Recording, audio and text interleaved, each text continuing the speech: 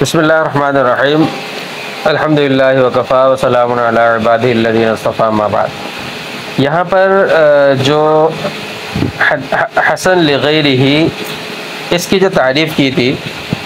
یہاں سے دیکھتے ہیں اس کو دوبارہ۔ اس کی جو تعریف کی تھی کہ هو الضعیف اذا تعددت طرقہ، کہ وہ حدیث ضعیف ہوتی ہے جبکہ اس کی طرق متعدد ہو جائے، یعنی متعدد سندات اس کی آ جائیں۔ ولم یکن سبب الضعف فسق الراوی او کذبہ، لیکن دو شرط کہ اس میں اس کے ضعف کا سبب راوی کا فاسق ہونا نہ ہو، اور یا راوی کا جھوٹ بولنا یا جھوٹا ہونا نہ ہو۔ تو اس تعریف سے پتہ چلتا ہے کہ ضعیف جو ہے، حدیث ضعیف وہ حسن کے درجے میں یعنی حسن کے درجے کی طرف جب وہ اوپر اٹھتی ہے تو وہ حسن کے درجے کو پہنچتی ہے دوسری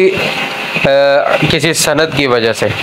اور دوسری سند کی وجہ سے جس کی شرط کیا تھی کہ وہ جو ہے دوسری سند یا تو اسی درجے کی ہو یا اس سند سے قوی ہو مگر اس سے کم درجے کی نہ ہو۔ اس سے جو دو باتیں حاصل ہوتی ہیں، کیا ایک تو ان یروى من طریق آخر فاکثر، کہ ایک یا ایک سے زیادہ دوسری سندات کے ساتھ وہ حدیث منقول ہو، علی ان یکون الطریق الآخر مثلہ او اقوی منہ، اس شرط کے ساتھ کہ وہ جو دوسرے سند ہے وہ یا تو قوت میں اسی کے درجے کی ہو یا پھر اس سے زیادہ قوی ہو، دوسری بات اس تعریف سے یہ پتہ چلتی ہے کہ ان یکون سبب ضعف الحدیث اما سوء حفظ راویہ و اما انقطاع فی سندہ او جہالۃ فی رجالہ، کہ اس میں ضعف کا سبب راوی کے حافظے کی کمزوری ہو، یا سند کے اندر انقطاع ہو، یا پھر اس کے راوی جو ہے وہ مجہول ہو، یعنی راویوں کا مجہول ہونا وہ اس کے ضعف کا سبب ہو۔ اب یہ نام سبب تسمیۃ بذالک، جو یہ نام اس کا رکھا جاتا ہے، یہ نام اس کا کیوں رکھا جاتا ہے کہ وہ سبب تسمیۃ بذالک ان الحسن لم یأت من ذات السند الاول، اس لیے کہ حسن یہ سند اول سے حاصل نہیں ہوتی، یعنی یہ سند اول کی وجہ سے یہ درجہ حسن تک نہیں پہنچ پائی، اس لیے وانما اتی من انضمام غیرہ لہ، کیونکہ یہ حسن کے درجے تک دوسری سند کے اس کے ساتھ ملنے کی وجہ سے یہ حسن کے درجے تک پہنچی ہے۔ وَيُمْكِنُ تَصْوِيرُ ارتقاء الحديث الضعيف إلى مرتبة الحسن لغيره، اور فرماتے ہیں کہ اس کی صورت جو ہے حدیث ضعیف کے مرتبہ الحسن لغیری، حسن لغیری کے درجے تک پہنچنے کی صورت پہ معادلۃ راضیۃ علی النحو التالی، یعنی آنے والی جو ریاضی کی مثال ہے اس کے حساب سے سمجھی جا سکتی ہے، اس کی صورت ممکن ہے۔ وہ کیا ہے؟ ضعیف جمع ضعیف برابر حسن لغیری کا، یعنی ضعیف پلس ضعیف مل کر حسن لغیری ہی بنتی ہے۔ جیسے دو اور دو پلس دو چار بنتے، دو جمع دو چار بنتے ہیں، اسی طرح کہتے ہیں ضعیف جمع ضعیف یہ حسن لغیری ہی بنتی ہے۔ اب اس کا مرتبہ کیا ہے؟ مرتبہ اس کا مرتبہ فرماتا ہے کہ الحسن لغیرہ ادنی مرتبہ من الحسن لذاتہ، کہ حسن لغیرہ کا درجہ حسن لذاتہ سے کم ہے، یعنی حسن لغیرہ کا درجہ حسن لذاتہ سے کم ہے۔ اسی وجہ سے فرماتے ہیں وَيُبْنَى عَلَى ذَلِكَ أَنَّهُ لَوْ تَعَارَضَ الْحَسَنُ لِذَاتِهِ مَعَ الْحَسَنِ لِغَيْرِهِ قُدِّمَ الْحَسَنُ لِذَاتِهِ، اسی بنیاد پر وَيُبْنَى عَلَى ذَلِكَ، کہ اسی بنیاد پر اگر حسن لذاتہ کا حسن لغیرہ کے ساتھ تعارض ہو جائے تو حسن لذاتہ کو مقدم کیا جاتا ہے۔ اگر حسن لذاتہ کے ساتھ حسن لغیرہ کا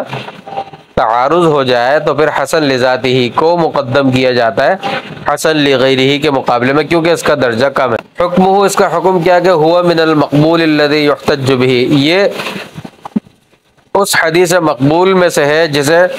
دلیل بنایا جاتا ہے، یہ اس حدیث مقبول میں سے ہے جسے دلیل بنایا جاتا ہے، یعنی اس کو دلیل بنانا جائز ہے مسائل کے اندر، حدیث حسن لغیرہ کو، مثال اس کی مثال دیتے ہیں، ما رواہ الترمذی وحسنہ من طریق شعبۃ عن عاصم بن عبید اللہ عن عبد اللہ بن عامر بن ربیعہ عن ابیہ ان امرأة من بنی فزارة تزوجت على نعلین فقال رسول اللہ صلی اللہ علیہ وسلم ارضیت من نفسک ومالک بنعلین قالت نعم قال فاجازہ، کہ امام ترمذی نے اس کو روایت کیا ہے اور اس کو حسن قرار دیا ہے شعبہ کے طریق سے۔ شعبہ عن عاصم، انہوں نے عاصم بن عبید اللہ سے روایت کیا ہے، اور پھر یہ عبید اللہ عبداللہ بن عامر بن ربیعہ سے روایت کرتے ہیں، اور عامر بن ربیعہ عبداللہ بن عامر بن ربیعہ اپنے والد یعنی عامر بن ربیعہ سے روایت کرتے ہیں۔ وہ فرماتے ہیں کہ حضرت عامر بن ربیعہ کے ایک عورت، بنی فزارہ کی ایک عورت، اس نے 2 جوتوں پر نکاح کیا، یعنی 2 جوتوں کو گویا کہ مہر کے طور پر نکاح کیا۔ تو پھر آپ صلی اللہ علیہ وسلم نے ان سے فرمایا کہ ارضیت من نفسک ومالک بنعلین، کہ کیا تم راضی ہو اپنی ذات پر بھی، یعنی اپنی جان اور اپنے مال کی طرف سے اس پر راضی ہو؟ قالت نعم، انہوں نے کہا کہ جی میں راضی ہوں۔ تو قال فاجازہ، تو آپ صلی اللہ علیہ وسلم نے پھر اس نکاح کی اجازت دے دی، اس کو جائز قرار دیا۔ قال ترمذی، اب یہ تو شعبہ کے طریق سے یہ حدیث روایت کی۔ قال ترمذی، آگے امام ترمذی رحمۃ اللہ علیہ فرماتے ہیں وفی الباب عن عمر وابی ہریرہ وسہل بن سعد وابی سعید وانس وعائشہ وجابر وابی حضرۃ الاسلمی قلت فعاصم ضعیف لسوء حفظی۔ امام ترمذی رحمۃ اللہ علیہ پر فرمایا کہ اس باب کے اندر حضرت عمر، حضرت ابو ہریرہ، سہل بن سعد، حضرت ابو سعید، حضرت انس، حضرت عائشہ، حضرت جابر اور حضرت ابو حضرت الاسلمی، ان سے بھی روایت ہے۔ کہتے ہیں قلت، میں کہتا ہوں، امام ترمذی فرماتے ہیں کہ فعاصم ضعیف لسوء حفظی، عاصم جو ہے وہ ضعیف راوی ہیں حافظے کی کمزوری کی وجہ سے،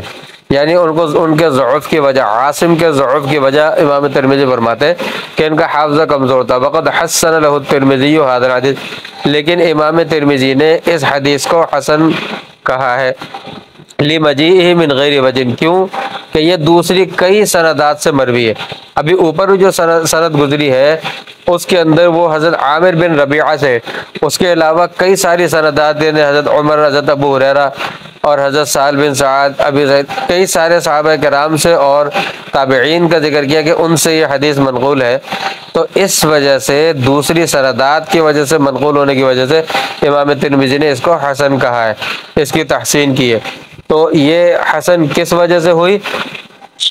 اس کے حسن ہونے کی جو وجہ ہے وہ اس کی وجہ یہی ہے کہ یہ جو ہے حدیث ضعیف ہے، لیکن اس کے اندر ضعف راوی کا نہ تو فسق ہے نہ راوی کا کذب ہے، بلکہ سوء حفظ ہے۔